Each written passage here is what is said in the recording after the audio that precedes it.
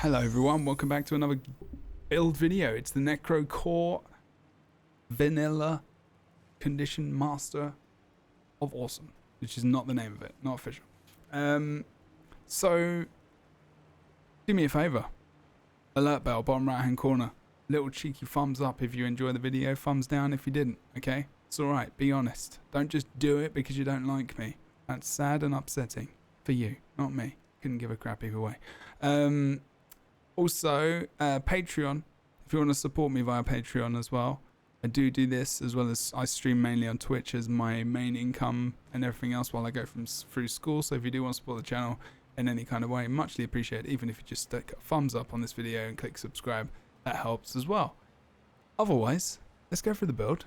This is on Meta Battle. This is on Gods of PvP. I've got some differences that I play in this build because it's, you know, the way I like to play it. And I have some different ideas and theories and, you know, maybe not shared. Again, I'm not like the most, professional Guild Wars 2 player, but I like to think I know some stuff about the game after shoutcasting for a while, and people may disagree with me, but screw them. And this is the core Necro anyway. You can see Lich form, and you remember this from 2v2s, and you probably seeing it if you're playing 5v5 ranked, and other stuff as well. So let's go through it and see how it goes. All right, let's do that. So there's a lot of boon corruption on this build. Okay, so your good versus boon classes like warriors. So you can 1v1 in this build pretty nicely as well, to be fair. There is a certain amount of tankiness. There's a lot of repositioning. There's some stun breaks. You got corrupt boon in there as well. And you are doing power damage on the side of things as well, through like Death Shroud, things like that. You actually get survivability. A lot of your survivability is really in Death Shroud. And you have got survivability with your utilities. I mean, I would even say that Lich form is a bit of survivability, to be fair, because you're doing so much damage when you come into that people just tend to run away and you've got big fear.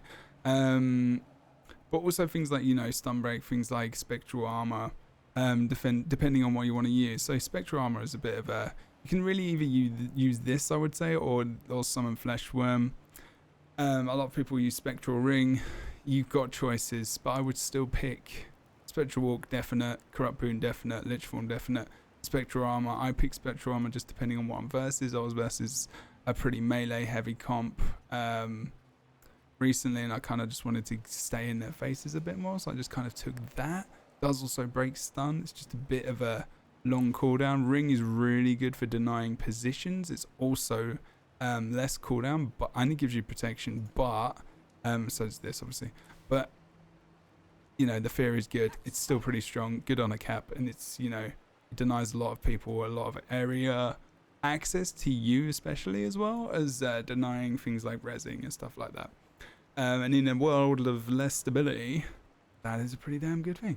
You can obviously use Plague Lands as well instead of Lich Form. Still, Plague Lands really, really decent cleave and area denial of things like rezzing, downing corpses, capture points, lots of on-point pressure as well. If you're starting to feel like you're either losing or winning a fight, you can use it even to just get out of there if you really need to.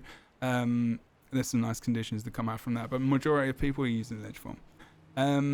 Okay, so let's have a look. So we've got Scepter, and I've got Focus. This is really up to you, of course. Now, having Warhorn is really, really good because you can remove things like, the blinds that might be coming out onto you and whatnot as well. But still, I'm more favourable of the Focus for a few reasons. Let's have a look why. Okay, Soul Grasp. Release a disembodied hand to draw life force from your foe.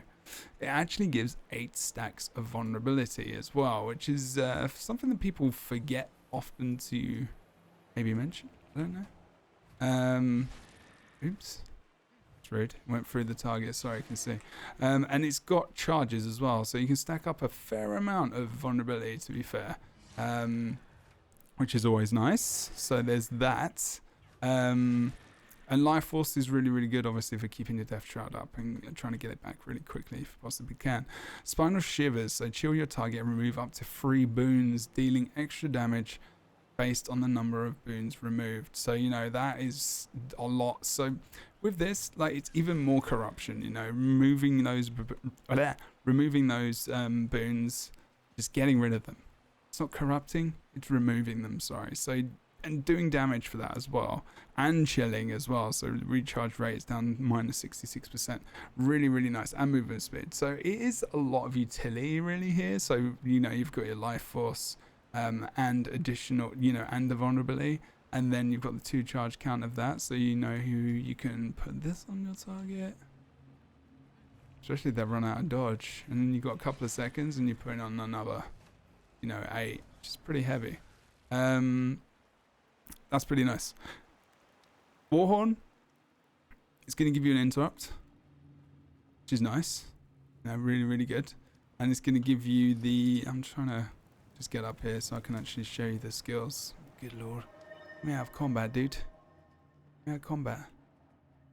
Come on. There you go. Okay. And then you've got... Let's have a look. Let's get the Warhorn out quickly. Don't forget. So you've got gain swiftness, of course. Gain summon a swarm of locusts and siphon health, of course. Is summoning health, siphoning health as well. And you're technically attacking, so you're able to get rid of blinds, and that's pretty nice as well. This is obviously going to be your days, and it gives 2 seconds and can interrupt and is unblockable. So it's really, really good for utility. So it's really up to you. You've got Rune of Traveler, which is going to help you get around speed-wise and everything else. So that swiftness is like, yeah, it's okay. It's pretty good, but, you know, not 100% necessary. And, yeah, it's really up to you. I like focus. I just do. So, yeah, there you go. Let's keep going. Have a look at the rest of what's going on. Okay, so, rest of the build. We've got, obviously, consume... standard heal, which we most see on most things. Feast on your conditions, gaining health for each one consumed. You become vulnerable. You get 5 stacks of vulnerability. Gotta be careful using this as well. Just make sure you've got conditions on you when you heal. Even if it's just things like vulnerability and stuff as well, that is counted. Obviously, it's a condition. I know it's not doing damage to you, but it's still a condition which can be consumed, so you can heal up. Obviously this breaks stun, it's going to give you swiftness. Obviously, don't forget this is kind of like a mini port. It's just a singular port for you to come back to your original position. So you can really, really change your position. If you go down a level, say here, you can't get back up there easily. They can't anyway. You can go back up and you're going to give yourself some good room to breathe. It's a really good way of just kiting your opponent. Awesome way to kite your opponent. Corrupt Boon as well has 2 charges, don't forget. And you are going to be, it's unblockable as well, don't forget about that. You poison yourself, but you transfer boons on your foe into negative conditions. So remember, things like stability get changed into fear. So it's worth educating yourself on which boons get corrupted, so that if you're versus this build in future and you've got things like stability, remember if that gets corrupted and changed into a condition, you can potentially be feared. Important thing to remember. Let's go through the traits and the rest of the build. Let's go to the Carrion Amulet. So power, vitality, condition damage. The reason we're going for this is there's a lot of power abilities in this build. The Death Shroud 1 is power based. Does quite a lot of damage. Actually pierces as well. When you've got crit and stuff, it's not bad. Pretty nice addition. 4th skill, power. Heal off that bad boy as well. You also got Tainted Shackles. That's going to be an Immobilized, but it's going to be your Torment as well. Condition, and then Doom obviously is your fear. And don't forget Dark Path is unblockable as well. So send out a claw. If it hits the foe, it inflicts bleeding and chill 2 nearby foes. You may cast Dark Pursuit to shadow step to the target.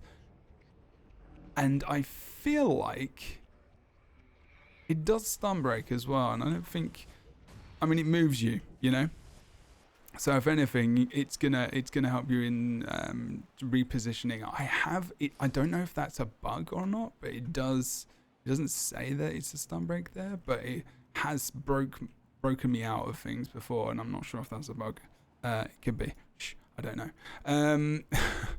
But it is a shadow step, so it's you know, a way of moving. It's a movement skill as well.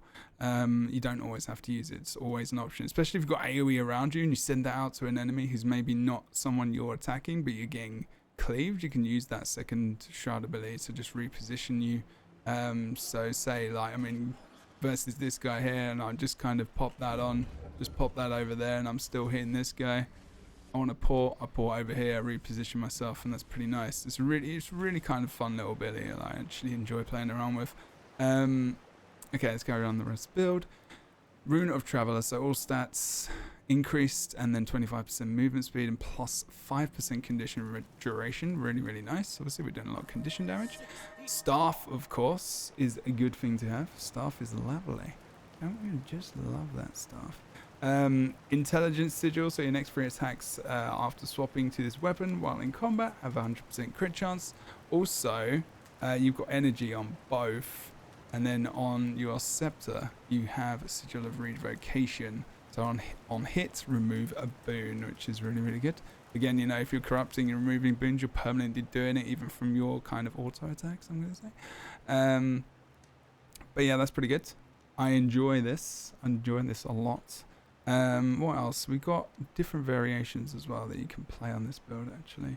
And you can go for things like, people are saying Rune of Speed, things like... Rune of the Nightmare, I would say Scavenger Rune is quite good as well. Which I've used in 2v2s, if you've seen me use that before. Could be an option. Up to you. Again, I look at these builds, I then assess whether or not I enjoy a lot of the things that come out from it. If I don't, I just switch it around into my play style, essentially. And that's kind of what I do to enjoy builds that... You know, I'm just feeling a bit static in sometimes, and sometimes I change things up, and you know, it doesn't always work out, but it's fun to try new things.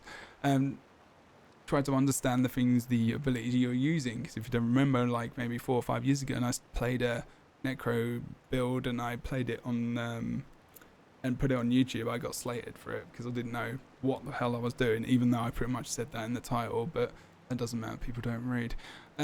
So, or can't, I don't know. Whichever one. If you can't read, I'm not insulting you. It's just, you know, might be useful to learn. Soul Reaping, Blood Magic and Curses. The one thing that's probably... the only thing that the Blood Magic is the only one you can replace, really, with Spite. But to be fair, I probably wouldn't.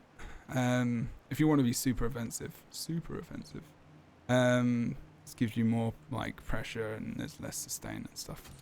But let's go through the rest of it. Soul Reaping, Blood Reaping. Gluttony increases the amount of life force gained from all sources. There you go, that's for Death Shroud. Marks become unblockable and generate life force when triggered. 2 great things. Unblockable. This is pretty much if you've got stuff, you're taking this trait every day. Shroud skills gain reduced recharge. Great, awesome. Get my fear, my torment, all my stuff back quicker. Good stuff. Your fear effects have increased durations. Inflicting fear generates life force. And that's not bad, is it? That's not bad at all. Self-explanatory, to be fair. Duration increased 50%. Your life force 50% there as well. Maximum life force increased as well by 20%. So you got more Death Shroud. So this is all your Shroud here. And then Eternal Life. So gain life force every interval up to the threshold when not in Shroud. So gain protection when you enter Shroud as well. So that's good. That's something you want to kind of look at as well. It's pretty nice. Every second as well, that increase. Really just passive generation of life force. Beautiful. It's all pretty self-explanatory. Also all your sustaining Death Shroud stuff, getting back into that as quickly as you can, using it as your sustain as well. That extra health bar, it's always lovely. Blood Magic, so here we go. Lesser mark of blood, so leave a mark of blood when you dodge. Don't forget that gives you regeneration and as well as life force, because you've got the change your trait there from the above one. Then you've got lesser mark of blood, yeah, and then well of blood. When you're trying to revive an ally. So this is very supportive bloodline. Obviously, Blood Magic is very supportive. And this is just good for survival in fights, to be fair. It's good in 2v2s as well. Vampiric, so siphon health whenever you hit a foe. Again, this is very self-explanatory. You and your nearby allies siphon health with attacks. This effect increases while in Shroud. There you go. Good thing to remember as well. And this is all very passive. This is all very passive. A lot of these skills are, I mean, obviously they are. It's traits we're talking about, but you know, it doesn't feel like you have to do something or remember something specifically to get these effects. They kind of just run, and they're kind of part and parcel of the build. Last right, so as long as you are not downed, allies near you do not bleed out. If they are downed, gain healing power based on your current health. Again, supportive. And then transfusions, Shroud skill 4 heals and partially revives nearby allies. Up to 5 nearby downed allies are teleported to you upon using Shroud skill 4. And this is very, very useful for repositioning people who are in cleave. For surprise rezzing, if you're coming into a point, maybe you're behind a wall, and they're on the other side. You know, you can get the port on that ally to you, and you can res them up. And then with the mix of as well of less of well of blood, you're able to res them up pretty damn quickly. They're also not going to bleed out. Supportive line, very good. Sustaining. Curses. Critical hits have a chance to cause bleeding, increases bleed duration. Self-explanatory. Your first attack after entering Shroud transfers conditions. So if you've got a couple of conditions on you, you don't want to use your heal or anything else like that, get into Shroud, pop off that ability. Boom. Ability, attack. Doesn't matter. A Furious Demise, so gain Fury when entering Shroud. Gain additional precision as well. You also get 8 seconds, 8.5 seconds of Fury as well. It's worth thinking about if you want to potentially just go into Shroud, maybe jump into Lich Form, maybe do something else which high damage, you want to get some extra crit off. Something that maybe you don't want to use Death Shroud with. That's worth thinking about. Terror Fee you inflict deals damage each second. 992 base. Pretty damn good as well, right? There's some nice fear that comes out. There's some nice fear. There's a fear from the Lich. There's fear from your your Reaper's Mark. There's the fear coming off your Death Shroud. There's the fear from you corrupting stability. You can kill someone with fear in this game. It's crazy. Okay, let's have a quick look at Lich Form as well. Oh no, actually no. We'll do this first. Go for the rest of it. Increases crit hit chance for each condition on foe. Again, self-explanatory. And then you've got Weakening Shroud. So cast Lesser Enfeeble when entering Shroud. Critical hits inflict weakness to bleed and weaken enemy nearby foes. Again, pretty self-explanatory. Don't really need to explain much about that. Weakness is good. Minus 50% endurance, regeneration, and fumble as well as conversion of boons, things like that. Pretty good. I mean, it's not bad. There's a lot of this. It's pretty standard for Necro. If you take in some of these lines, some of the stuff doesn't change whether or not it's power or Condi. Obviously, if you're not going Condi, you're not going for curses. Try it out, see how you feel. Maybe there's some traits that you want to move. Not a lot of them you really would. Maybe Doomfire if you wanted to. If you wanted to go into less Shroud, I suppose. But still, I mean, I like that protection. You know, still pretty nice. But the mix of power and Condi in this build means that Lich Form is a viable thing. It does give you stability as well. Now, don't forget, we're not going to have this for long. Ripple Horror, that's your free. 5 is nice as well. Siphon Health. Repeatedly summon minions. You get the gist. It's a lot of damage. It's a lot of death. It's a lot of pain. Wish I could go into a little bit more, actually. Let's just see if we can do that. I think I can, actually, from here.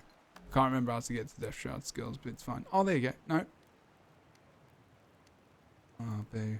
Okay, I can't do that, apparently. Really? Can I not do that? Thought I could. Oh well, doesn't matter. Either way, Death Shroud, awesome. Do that. But basically, that's pretty much the build. It's very. I do have some gameplay, and I'll put some up. It's pretty damn good versus things like anything, everyone's producing boons, right? So you really want to take away those boons. Your versus, I don't know, a warrior. He's got stability, he's got protection, he's got regeneration. Your versus and then, you know, an engineer, he's got probably stability, he's probably got quickness, swiftness, all the things. You can turn these things into fear, you can turn the boons against them. It's a lot about corruption, a lot of corruption in this. Like I said, I use focus to remove even more. I actually, you know, like getting that vulnerability up as well. Warhorn is still great.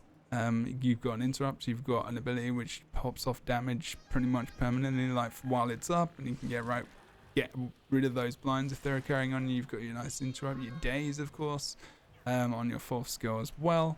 Don't forget things like Feast of Corruption, so strike your target, gain life force again, and corrupt boons on your foe. Corrupt boons again. Look at that. Amazing. For each condition on a target up to the condition threshold, gain additional life force and inflict torment as well. Then don't forget you've got 2 stacks of bleeding and cripple on your 2 when you with grasping dead, and then you've got, you know, your standard kind of bleeding, and this used to corrupt as well. It doesn't anymore because it was really strong, and that's probably a good thing. But other than that, that is pretty much the build. I'm not sure what else to talk about really, other than some of the abilities. Obviously on your staff, you've got your fear on your 5th skill. You got make sure that you hold Putrid Mark for removing conditions. It's unblockable, remember. So inscribe a mark that transfers conditions from yourself to foes when they trigger it. Condition removed, free. So try and hold it for 2 to 3. If there's something really debilitating, take it off. And that's stacking, just take it off with that. Then you've got your 3rd mark, which is obviously chill and poison. So your spammables are already 2 and 3. Because that's going to give you regeneration, you know, as well. And and you know, you've got the poison and the chill there. Those kind of your spammable ones, as well as just your 1st skill if you need to. And then the fear, really, you know, if you feel like you can take a target down, as well as, you know, putting that down just in case people are going for a res, going for a spike, going for some kind of movement on you, and you're not going to be able to hack it, or just put for repositioning purposes. There's many reasons that you would use a fear. You know them by now, and if you don't, then feel free to ask a question below. We got Lich Form back up again as well, don't forget. So siphon health from nearby enemies over time, gain vitality each time you hit an enemy. That's pretty damn good, right? That fear is also beautifully lovely. Don't forget that pierces as well, that fear, and that's 1,000 damage for each person that hits. That's an AoE fear. If you can get that fear,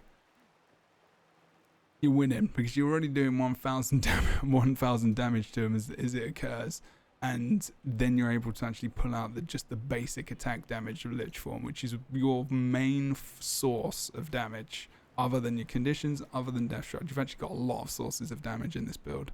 There is a hell of a lot. This Fleshworm, a lot of people go for. They also go for the Fear Ring. I kind of dip between all 3 depending on what classes I'm against. So always check what you're against class-wise. Otherwise, guys, that's it. Thank you so much for watching. It's been a week so far, and it's only Monday. I hope you are safe, you're staying well, and hopefully all this stuff is going to come to a close quite soon. I know we're going to probably be dealing with the fallout of it for quite a while. It might not even be over soon. It might reoccur, but I hope wherever you are okay, and you're staying safe, and thinking about you all as we all go through these fun, troubling times. Okay, I'll see you next time. Thanks so much for watching this video. Don't forget to like, comment, subscribe, check out the Patreon, get the alert bell done, and I'll see you next time. This was the Core Necro 5v5 meta build up in Jebro. Goodbye.